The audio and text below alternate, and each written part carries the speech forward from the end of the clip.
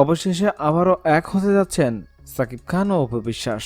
দর্শক, এই বিষয়ে বিস্তারিত থাকছে ভিডিওতে। ঢাকায় সিনেমার সুপারস্টার সাকিব খান ও চিত্রনায়িকা অপু বিশ্বাসের সংসার ভেঙেছে সিনেমা প্রেমীরা তাদের বিয়ের খবর জানার আগেই।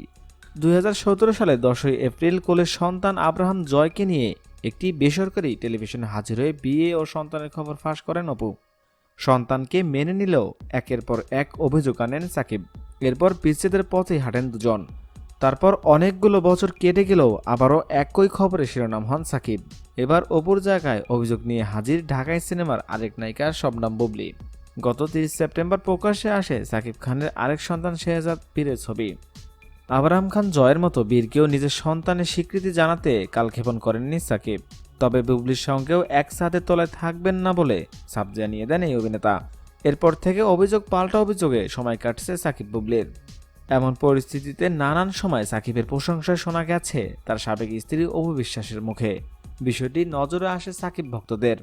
সামাজিক যোগাযোগ মাধ্যমে গুঞ্জন রটেছে আবারও এক হচ্ছেন সাকিব অপু। এবার তা নিয়ে সরাসরি জবাব দিলেন অপু বিশ্বাস নিজেই।